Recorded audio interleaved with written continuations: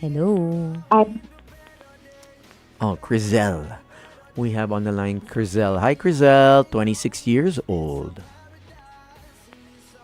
hello po. Hi, Crizel. Hello po, rinig po ako. Oh, loud and clear. Yes. Claro.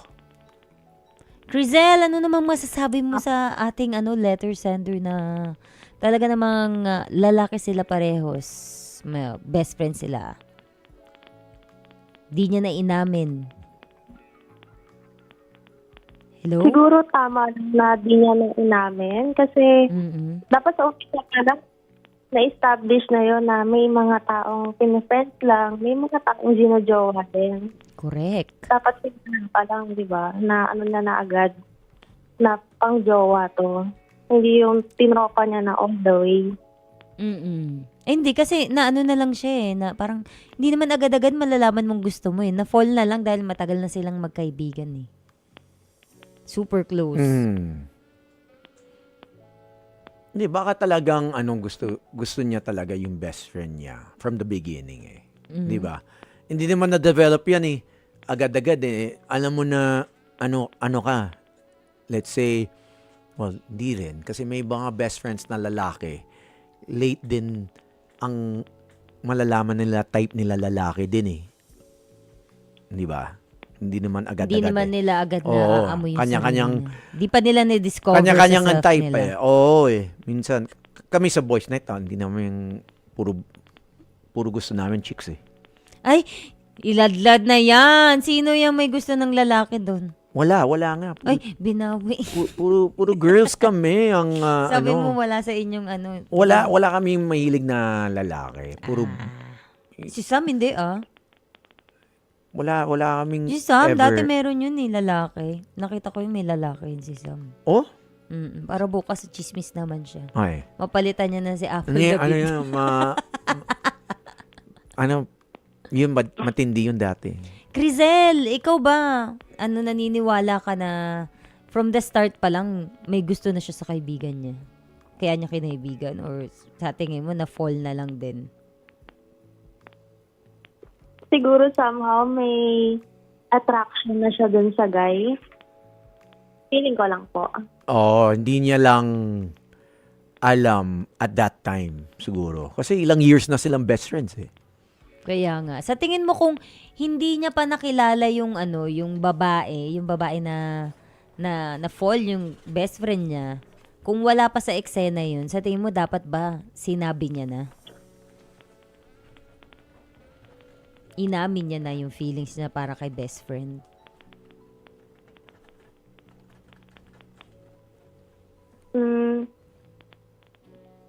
Depende po Pero feeling ko, kung sa kanya, kasi ilang taon na rin sila mag-best friend. Ako hindi.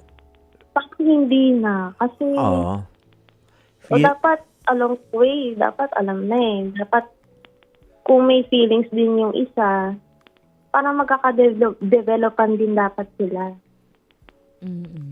Ako hindi Kung na. Ako hindi ko nasasabihin kasi mag-best friends nga kayo Bros. Yung bro code na This guy is is in love with you, pare. This Mahirap yung guy's ganun. in Tapos hindi love naman with pala you, mutual yung pare. feelings nyo, no? Tapos ma-off sa'yo yung best friend mo. Magiging weird yun samahan Mag-iiba. At Baka iwasan pa nga siya.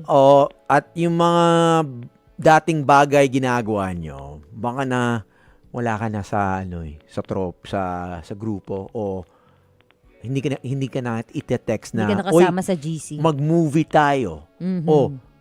Oy, Huwag natin isama yan. Bading na yan Ganun mag-hike tayo. Wala ka na sa core group. Wala Iiwas na sa na, core baka umiwas na siya. Kaya nga. Ikaw ba, Crisel, meron ka bang gustong ihingi ng advice? Na in love ka rin ba sa best friend mo? Kasi itong magaling kong partner, talagang bibigyan kanya ng advice about sa mga friends with benefits. Hindi ako expert Sila butching yun. Hindi ako expert sa friends with benefits. Ikaw yun Crisel, meron ba? Hello? Ikaw ba nasa linya pa? Opo, nandito pa po. Ang expert ako, Crizel, Sa friends, tapos naging strangers. Diyan ako. Friends naging strangers. Ikaw, Crisel, meron ka bang pinagdadaanan na gusto mo daanan din namin?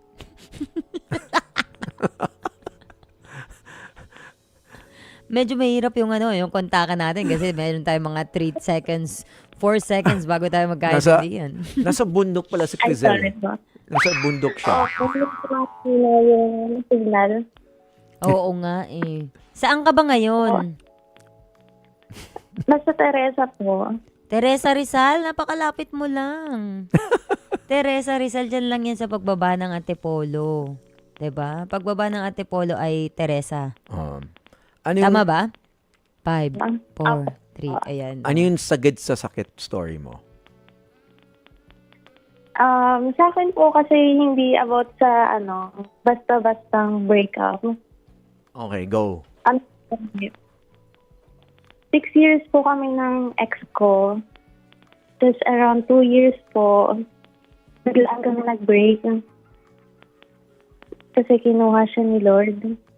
Oh my gosh. Wala kami mapapayo dyan kasi hindi namin kaya magbalik ng buhay. Crisel, hindi ko alam kung paano aaamendahan yan. So, 6 years, Paano to? kinuha ni Lord. natatawa ka pa, ha? What the? Parang pinagtitripan mo na ako, Crisel. Ay, hindi po. So, tapos, yun, nandun na natapos yun? O meron pang Grabe. karugtong yung kwento mo? Siguro nahihirapan lang akong mag-move forward and mag-open ng heart sa ibang tao.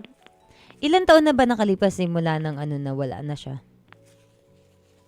Siguro 2 years na po. 2 years? Tapos, 2 years. Oh, hindi ka pa rin nakaka-move forward. Ang matagal yun, ha? Hindi Matagal basta-basta yun, eh. oo. Kasi, biro mo, they say, it takes roughly 6 months for every year. Mm-mm. 6 months for every pero- year. 6 years sila eh. Naging Oo. sila for 6 years. So, 3 years pa. 1 more year. Hindi naman. Ay, ito lang ang mapapayo ko sa'yo, Crisel. Hindi porket na, kasi yung iba natatakot na, feeling nila masyado pang maaga, porket na nawala yung boyfriend nila. Parang baka ma-judge tayo kapag nagtingin na tayo ng ibang lalaki or nag-entertain tayo ng ibang lalaki. Huwag mo isa rin sarili mo kasi bata ka pa at saka naniniwala ako yung boyfriend mo ngayon, mas gugustuhin niya, maging happy ka. Ayaw niya na tumigil ang mundo mo kasi ayaw niya maging unfair sa'yo na iniwan ka niya tapos hanggang ngayon, malungkot ka pa. So maganda dyan, sila, mag-explore Butching? ka. Ano siya? Psychic to. Nakakausap ko yung boyfriend niya. Magaling to sa spirit of the glass. Spirit lang, walang Anong glass. sabi ng ex niya? Anong sabi ng ex? Sabi ng ex niya, Crisel, huwag ka nang magkulong dyan sa bahay. Mhm. Hindi ko naman sinasabing kalimutan mo na ako, pero gusto ko tumuloy ang buhay para sa'yo. Kasi, Anong dapat niyang ang type niya na lalaki? Ano na nakikita mo? ay, hindi ko alam. Hindi mo alam. Oo, pero hindi naman ibig sabihin na maghanap ka agad ng lalaki. Marami naman outlet na pwedeng gawin eh. Maghanap ka ng mga friends, yung mga o kaya kung hindi bagong friends, Hobbies. mga dati mong friends, balikan mo. Para lang meron ka lang outlet, makausap mo sila. Ano ba hobbies mo, Crizel? Ano po? Yung mga hobbies.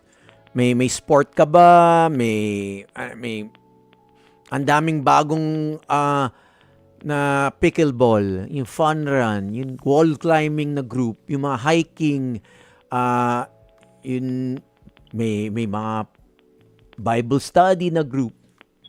Iba-ibang klase na group na pwede ka sumali para lang makamingle. Mingle muna. Kahit walang dating muna. Mag-immerse ka sa mga iba-ibang grupo. Oo. Iba-ibang Lumabas klase na ka. hobbies para lumawak yung mo.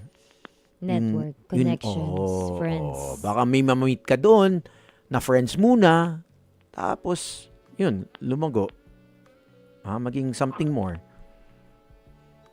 Oh, Crisel, narinig mo ba yung sabi ni tito mo? Pero wag kang magmadali Ang sinasabi lang namin ay i-open mo lang ang sarili mo sa maraming bagay. Sa Baka gusto kaibigan, mo sa maging hobbies, kung katropa ano-ano ni Labuching kasi single din to naghahanap eh. Baka kayo pa. Huwag na baka maging... mag-agawan pa kami. Hindi. Magbarkada kayong dalawa. Oo. Tayong tatlo. Ay, tayo naman ay puro single, naghahanap tayo ng mga ano natin, ng mga Hobbies. makikilala para alam mo ang pinaka the best na pwede natin makita yan sa social media. Kaya naman i-promote natin yung kano natin para Ayun. makakita tayo, 'di ba? Crisel, pakinggan mo itong social media namin, i-follow mo baka dito ka makahanap ng bagong friends o bagong partner, 'di ba? Yan. Follow, subscribe, YouTube, Facebook. Ito, our True Pods podcast. Like and share our content from TikTok, Instagram, Threads, at X. Just search True Network PH. Crisel, add mo na kami. Like and share.